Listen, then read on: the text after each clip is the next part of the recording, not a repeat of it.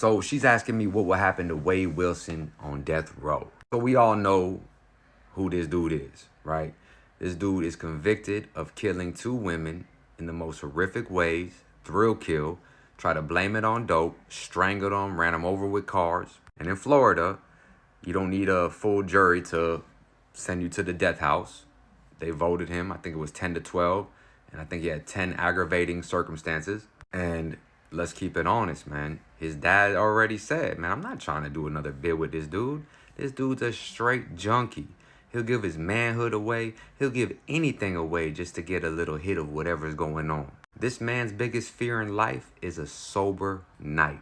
When he leaves that jail, I bet he owes like $10,000 in debt. And Rayford, that's a whole different animal.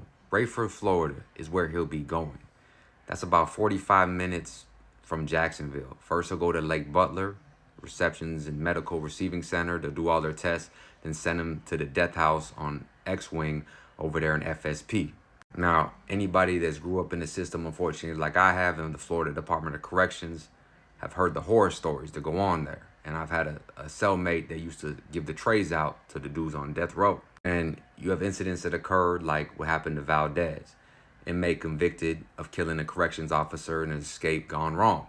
Officer had thrown the keys in the bushes and they ended up killing him, and he got sentenced to death. 6 officers ran in the cell, beat him to death. They all got charged with second-degree murder, forging documents, none of them convicted. Fast forward, you had Robinson, who killed a 12-year-old. Somehow an inmate got in his cell on death row and stabbed and beat him to death. And then they said, you know what, let's put some cameras in there. And in prison, if you ask, you will not receive. And what I mean by that is the more ways they monitor you, the more ways they get away with crime. By they, I mean the corrections officers, the inmates. The media and all these people, they're not allowed like that up in death row. Everything is monitored. Your food, everything you do is looked through with a fine-tooth comb.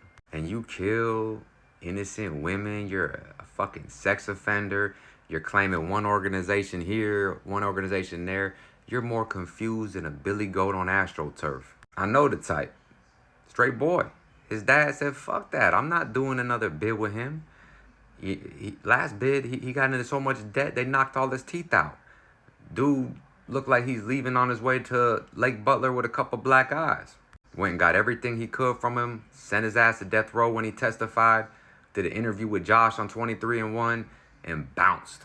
That just shows you, this ain't drugs, all one-time thing. Fuck that, man. This dude has been ruining, destroying, and been a leech on people's lives forever. And people could say, oh, well, he was innocent. Man, fuck that. I'm going to tell you guys like this. No Southern gang, no organization, no Latin organization, white organization, African-American organization will ever do any type of work with him besides sell him whatever. And now, these little groupies, they're going to learn what's called the Cash App. See, now in prison, you're going to send money to someone's Cash App. And what happens is, they're going to extort this man to the fullest. And now that they know he has groupies that are that just gullible, that's when they say, hey, have her send it to this Cash App. They link you back to your Cash App, and they show up at your door, and you're going to break it off. By break it off, I mean extortion. And that's when they say, oh, well, I don't really fuck with him like that. Oh, that's not what he said. He said you love him. And when I call him a boy, it's no disrespect on anyone's sexual orientation. What he is just a roach. He'll do anything to survive. Whether it's having sex with a man, stealing, robbing, he'll do anything it takes. That's why they knocked his teeth out on his last bid. That's why his own flesh and blood said, man, that ain't drugs. You know how many people we know that get high and drunk? I've never seen them strangle 2 women, run them over with cars. Come on, man. You crying because you got adopted by a loving family? That's your excuse? Florida is very pro-death. And when you go to that death house in Florida, they torture you over there. Lake Butler, infamous, man. They got a jar of teeth there. They do not like people that do thrill kills, that try to represent organizations that they're not a part of. people will pay to get you tortured back there. When you hear a bunch of victims' family clapping and saying, yeah, when you get sentenced to death and you're sitting there like a deer in headlights worrying about how you're going to get high tonight, that's when you know that dude ain't all there. His biggest fear is that silence. He can't handle it. He's weak-minded. If the inmates and the COs don't get to him, that needle doesn't get to him in the death house, I think he'll get to himself. He can't handle that sober time. And you can't move like that when you're on death row. They don't give you no yard time. There's no 23-1 shit. They give you like 24-7, 24-7, 24, and every now and then you might get a couple days in that dog cage. And then a lot of people will use the argument that are pro-death. Why do we waste our taxpayer monies? Oh, let me tell you something. When you house somebody on death row, they're suffering every day. They're getting fucked with by the officers. Their legal work's getting fucked with. Just every part of their life is fucked with. They're housed in this fucking shithole cell, just hot as a motherfucker, no AC. And they have one thing that is the worst way to live: no hope. There's nothing. It doesn't matter how many kiosk machines you hit, how many times you gotta, give up your manhood for a couple of hits of K2. It doesn't matter. Because in the end, he knows that all that awaits him is that chair, is that gurney. Rayford, FSP, is notorious for being one of the most violent and corrupt, just evil prisons in the state. And when you do these type of just malicious acts on innocent women and children, and you have a history of just being a sex offender, and then you try to claim organizations, it's like anything you could do to make your situation worse, you did it. He couldn't wait to get out of that jail so he could run up a new debt and burn everybody there. But this time, there's nowhere to run. See, Rayford is a whole different animal. And if you know, you know.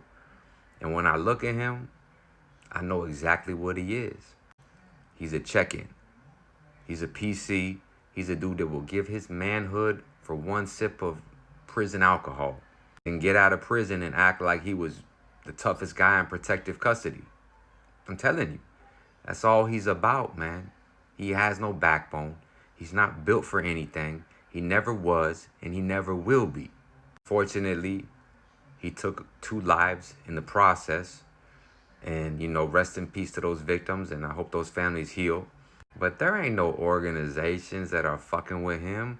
There's nobody that's gonna put that baser fucking weirdo in any position of power and say, yo, man, my dad protects. Shut your ass up, bro. You admitted to everything. You broke in questioning. You broke on the phone. And people can make up 1,000 excuses. But for some reason, they should be sending all that money to the victims. And when they see that, damn, they can't send any money to his account because of his restitution and what he has to do with the victims, and he's going to be begging for an appeal lawyer, help me, help me, help me. And they're wondering, how come he doesn't have a lawyer? Like, we've given him 50, 60,000. Where's all this money going? And they get that call. Hey, is your Cash App blah, blah, blah, blah, blah? Yes, why? What's going on? Yeah, listen, you're going to have to cover this debt. Bro told us that you're going to pay for it. Oh, I don't talk to him anymore. I sent that money for a lawyer. Nobody gives a fuck. His dad already knows what's going on. He ain't trying to deal with anybody. This is the type of dude that gets in too deep, uses, manipulates, does whatever it takes so he doesn't have to have a sober second. And not because he's got a mental illness. It's because he's weak. It's because he can't face reality. Everything he does, he blames on drugs. Everything he doesn't do, he blames on drugs. In reality, he's just a creep. He's just a soft, no backbone, weak motherfucker that's going to spend the rest of his life in the death house in Rayford, Florida. Florida just doesn't play that shit. You can't come out here and kill innocent people. You're just going to get put down, period. The inmates don't get you. The COs don't get you. The death house doesn't get you. I look in his eyes and I feel like he'll get himself because he's weak. Stay out. Stay free. Us.